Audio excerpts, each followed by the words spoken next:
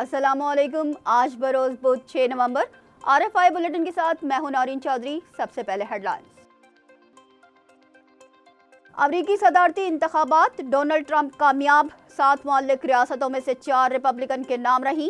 Donald Trump نے 227 جبکہ کیملا Harris نے 226 الیکٹورل ووٹ حاصل کیے۔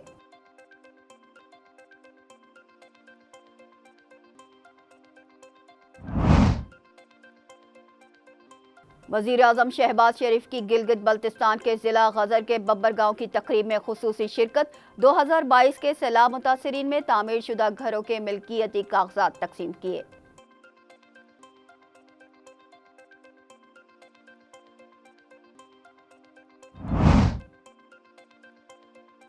ایرانی وزیر خارجہ عباسی عراقچی کی وزیر اعظم، آرمی چیف اور وزیر خارجہ سے ملاقات۔ Iran Pakistan gas pipeline کے مسئلے کو مذاکرات کی میز پر حل کرنا چاہتے ہیں، ایرانی وزیر خارجہ کا اظہار خیال۔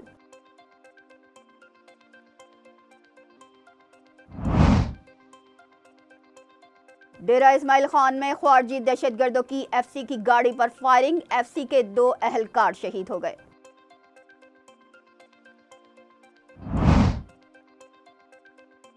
ایرانی فورسز کی شورش زدہ جنوبی مشرقی صوبے سیستان بلوچستان میں کارروائی، 8 عسکریت پسند ہلاک۔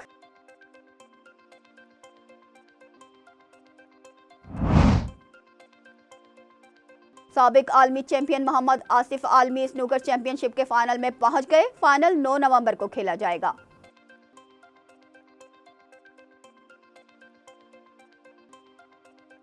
ہیڈ لائنز آپ نے ملاحظہ کی، چلتے ہیں خبروں کی تفصیلات کی جانب۔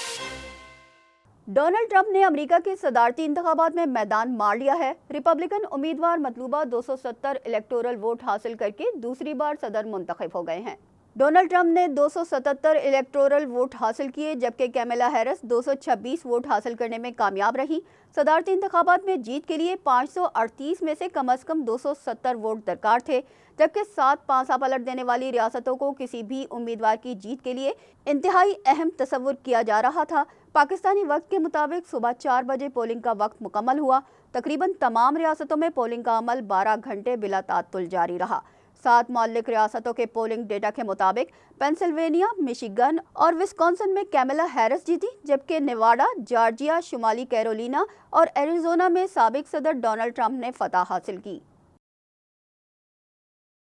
وزیر اعظم محمد شہباز شریف نے گلگت بلتستان کے ضلع غزر کے ببر گاؤں کی تقریب میں خصوصی شرکت کی اور سیلاب متاثرین کے لیے تعمیر شدہ نئے گھروں کا افتتاح کیا۔ وزیر اعظم شہباز شریف نے غزر کے گاؤں میں 2022 کے سیلاب متاثرین کے لیے تعمیر شدہ گھروں کی افتتاحی تقریب سے خطاب کیا۔ انہوں نے کہا کہ موسمیاتی تبدیلیوں کے نتیجے میں تباہ کن بارشوں اور سیلاب سے پورا گاؤں تباہ ہو گیا تھا۔ وہ دن تاریخ کا افسوسناک دن تھا۔ اگست 2022 میں جب یہاں آیا تو ہر طرف تباہی کا منظر تھا۔ آج یہاں نئی بستی کی تعمیر پر خوشی کا سماں ہے۔ انہوں نے متاثرین میں گھروں کے ملکیتی کاغذات تقسیم کیے۔ وزیر اعظم نے کہا کہ گھروں کی تعمیر کے لیے سب ادارے اور انتظامیہ مبارکباد کے مستحق ہیں۔ معیاری گھروں کی تعمیر لائق تحسین ہے۔ وزیر اعظم شہباز شریف گلگت میں متعدد ترقیاتی منصوبوں بالخصوص Naltar express way, greater water supply ہنسا، عطا آباد میں 54 میگا واٹ کے پن بجلی کے پلانٹ اور دیگر ترقیاتی منصوبوں کا سنگ بنیاد رکھیں گے۔ ایرانی وزیر خارجہ عباسی عراقچی نے وزیر اعظم، آرمی چیف اور وزیر خارجہ سے ملاقات کی۔ وزیر اعظم محمد شہباز شریف سے ایران کے وزیر خارجہ سید عباس عراقچی نے وزیر اعظم ہاؤس میں ملاقات کی۔ ایرانی وزیر خارجہ نے کہا کہ ایران پاکستان کے ساتھ گیس پائپ لائن کا معاملہ مذاکرات کی میز پر بات چیت کے ذریعے طے کرنے کا خواہاں ہے۔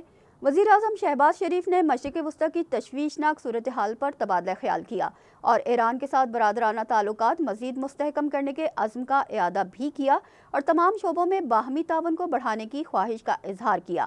ایرانی وزیر خارجہ نے army chief general Asim Munir سے ملاقات کی۔ اس موقع پر پاک ایران تجارت، توانائی، سرمایہ کاری اور عوامی رابطے مزید بڑھانے پر اتفاق کیا گیا۔ اسحاق ڈار اور ان کے ایرانی ہم منصب نے مشترکہ پریس کانفرنس کی، جس میں ایرانی وزیر خارجہ نے تمام شعبوں میں تعاون کو مزید مضبوط بنانے کے لیے اپنے عزم کا اعادہ کیا۔ لائن آف کنٹرول کے دونوں اطراف اور دنیا بھر میں بسنے والے مقیم کشمیری آج یوم شہدائے جموں منا رہے ہیں۔ تقسیم بر صغیر کے دوران مسلم اکثریتی علاقے جموں کے عوام کو پاکستان سے عشق کی پاداش میں ہندو بلوائیوں اور ڈوگر مہاراجہ کے مظالم کا سامنا کرنا پڑا تھا۔ ظلم و جبر کے باوجود کشمیری اپنے موقف سے پیچھے نہیں ہٹے تو نومبر 1947 کے آغاز میں لاکھوں نہتے مرد، خواتین اور بچوں کو گاجر مولی کی طرح کاٹ دیا گیا۔ ڈوگرا حکومت اور ہندو بلوائیوں کے مظالم کے باوجود مسلمان پاکستان زندہ باد کے نعرے بلند کرتے رہے۔ آزادی کے دیوانے مسلمانوں کا ایک اور قافلہ کٹھوعہ لایا گیا اور 6 نومبر کو جموں کے جنگلوں میں سب سے زیادہ قتل عام کیا گیا۔ آج بھی کشمیری اس دن کو تجدید عہد کے طور پر مناتے ہیں۔ مقبوضہ جموں و کشمیر میں گزشتہ 77 برسوں سے ظلم و جبر کا سلسلہ جاری ہے۔ 1947 سے اب تک مجموعی طور پر 5 لاکھ سے زائد کشمیری شہید کیے گئے۔ پاک بحریہ کے جہازوں خیبر، راہنورد اور مددگار پر مشتمل پاک بحریہ کے بیڑے اور پاکستان میری ٹائم سیکیورٹی ایجنسی کے جہاز یوب نے قطر کا جبکہ پی این ایس ذوالفقار نے جبوتی کا دورہ کیا ہے۔ پاکستان کا بحری بیڑا خلیجی ممالک کے تربیتی اور خیر سگالی دورے پر ہے۔ پی این ایس خیبر ٹائپ 21 جنگی جہاز ہے جس کا تعلق پاک بحریہ کی 25ویں ڈسٹرائر اسکواڈرن سے ہے۔ پی این ایس مددگار مختلف مقاصد کے لیے استعمال ہونے والا اسمال ٹینکر اور یوٹیلیٹی شپ ہے، جبکہ پی ایم ایس ایس یوب آف شور پیٹرول ویسل ہے جو کہ سمندر میں قانون کی عملداری کے لیے استعمال ہوتا ہے۔ پی این ایس راہنورد ایک سیلنگ شپ ہے جو سیمن شپ، ٹیم ورک اور قائدانہ مہارتوں کی تربیت فراہم کرتا ہے۔ پاک بحریہ کے اس بیڑے کے دورے کا مقصد پاک بحریہ اور قطر امیری نیول فورسز کے مابین موجودہ تعلقات کو مزید مضبوط بنانا ہے۔ پاکستانی وفد نے قطر امیری نیوی کے جہازوں الدیبل اور ہوار کا دورہ بھی کیا۔ دورے کے آخر میں دونوں ممالک کے جہازوں نے مشترکہ مشقوں میں حصہ لیا۔ دوسری جانب پاک بحریہ کے جہاز پی این ایس ذوالفقار نے ریجنل میری ٹائم سیکیورٹی پیٹرولنگ کے دوران جبوتی کا دورہ کیا، جس میں commanding officer P N S Zulfiqar نے میزبان بحری حکام سے ملاقاتیں کی اور کمانڈر جبوتی بحریہ اور کوسٹ گارڈز کے ساتھ پیشہ ورانہ امور پر تبادلہ خیال کیا۔ دورے کے اختتام پر جبوتی کوسٹ گارڈز کے ساتھ مشترکہ بحری مشق کا انعقاد کیا گیا۔ مشق کا مقصد مشترکہ آپریشنز کی صلاحیت اور باہمی تعاون کو مزید بہتر بنانا تھا۔ ڈیرہ اسماعیل خان میں خارجی دہشت گردوں کی ایف سی کی گاڑی پر فائرنگ سے فرنٹیئر کانسٹیبلری کے 2 اہلکار شہید ہو گئے۔ ترجمان وزارت داخلہ کے مطابق ڈی آئی خان کے تھانہ درہ بند کی حدود میں ایف سی کی گاڑی پر خارجی دہشت گردوں نے حملہ کر دیا، جس میں ایف سی کے 2 سپاہی شہید اور 4 زخمی ہو گئے۔ ترجمان کے مطابق شہید سپاہی شیر الرحمان کا تعلق جنوبی وزیرستان اور سید امین کا تعلق ثوابی گدون سے تھا۔ زخمیوں میں حوالدار امتیاز، سپاہی محب شاہ، سپاہی صاحب دین اور سپاہی فضل کریم شامل ہیں۔ ایف سی کے زخمی 4 سپاہیوں کو اسپتال منتقل کر دیا گیا ہے۔ ترجمان نے کہا کہ فرنٹیئر کانسٹیبلری دہشت گردوں کے ناپاک عزائم خاک میں ملانے کے لیے پرعزم ہے۔ پاکستان کے مختلف شہروں میں غیر قانونی طور پر مقیم افغان باشندوں کی وطن واپسی کا سلسلہ بدستور جاری ہے۔ سرکاری اعداد و شمار کے مطابق 7 اکتوبر سے 5 نومبر 2024 تک مزید 26,540 غیر قانونی افغان باشندے اپنے ملک جا چکے ہیں۔ واپس جانے والوں میں 9,005 مرد، 7,105 خواتین اور 10,430 بچے شامل ہیں۔ افغانستان روانگی کے لیے 710 گاڑیوں میں 760 خاندانوں کی اپنے وطن واپسی عمل میں لائی گئی۔ سرکاری اعداد و شمار کے مطابق 5 نومبر تک مجموعی طور پر 7,99,208 افغان باشندے اپنے ملک جا چکے ہیں۔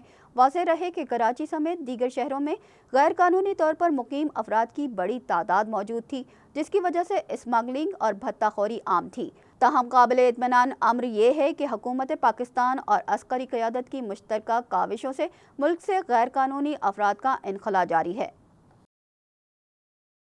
ایرانی فورسز کی شورش زدہ جنوب مشرقی صوبے سیستان بلوچستان میں کارروائی، 8 عسکریت پسند ہلاک ہو گئے۔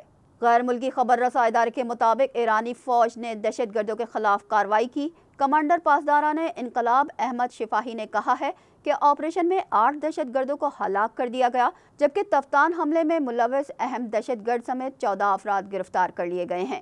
سیکیورٹی فورسز نے بڑی مقدار میں اسلحہ اور گولہ بارود بھی قبضے میں لے لیا۔ سیستان بلوچستان افغانستان اور پاکستان کی سرحد پر واقع اور ایران کے غریب صوبوں میں سے ایک صوبہ ہے۔ واضح رہے کہ 26 اکتوبر کو جیش العدل گروپ کی عسکریت پسندوں نے صوبہ سیستان بلوچستان کے علاقے تفتان پر حملہ کر دیا تھا، جس کے نتیجے میں 10 پولیس اہلکار مارے گئے تھے۔ شمالی کوریا پہلی بار روس یوکرین جنگ میں شامل ہو گیا۔ یوکرینی حکام نے میدان جنگ میں شمالی کوریا کی افواج کی موجودگی کو کشیدگی میں ممکنہ اضافے کا سبب قرار دیا ہے۔ شمالی کوریا کی فوجیں یوکرین کے خلاف روس کی جنگ میں شامل ہو گئی ہیں۔ روس کے علاقے کرسک میں یوکرینی فوج اور شمالی کورین افواج کے درمیان لڑائی جاری ہے۔ امریکی سینئر عہدیدار نے بتایا کہ شمالی کوریا کی فوج نے روس کی 810 نیول انفینٹری بریگیڈ کے ساتھ مل کر لڑائی میں حصہ لیا۔ شمالی کوریا کے رہنما کم جنگ ان کی طرف سے بھیجے گئے 10,000 فوجیوں کا دستہ کرسک کے علاقے سے یوکرینی فوج کو بے دخل کرنے کی کوشش کر رہا ہے، جس سے روسی افواج کو تقویت مل رہی ہے۔ گزشتہ موسم گرما میں شروع ہونے والی دراندازی کے بعد یوکرین کی افواج اس وقت تقریباً 250 مربع میل پر قابض ہو چکی ہے۔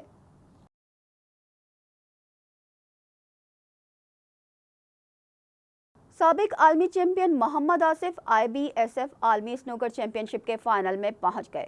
محمد آصف نے سیمی فائنل میں قبرص کے کھلاڑی مائیکل جارجیو کو دلچسپ مقابلے کے بعد 5-3 سے شکست دے کر فائنل کے لیے کوالیفائی کر لیا۔ سیمی فائنل میں فتح کے ساتھ ہی عالمی چیمپئن شپ میں محمد آصف کا سلور میڈل یقینی ہو گیا ہے۔ تیسری مرتبہ عالمی ٹائٹل کے لیے فائنل میں جگہ بنانے والے محمد آصف کا مقابلہ ایران سے تعلق رکھنے والے ایشین چیمپئن علی گھرغوزلو سے ہوگا۔ فیصل آباد سے تعلق رکھنے والے 42 سالہ محمد آصف نے پہلی مرتبہ 2012 میں IBSF عالمی سنوکر چیمپئن شپ جیتی تھی، جبکہ 2019 میں وہ دوسری مرتبہ عالمی سنوکر چیمپئن بنے تھے۔ اس کے ساتھ ہی نیوز بلیٹن اپنے اختتام کو پہنچا۔ ہمیں دیجیے اجازت۔ اللہ نگہبان۔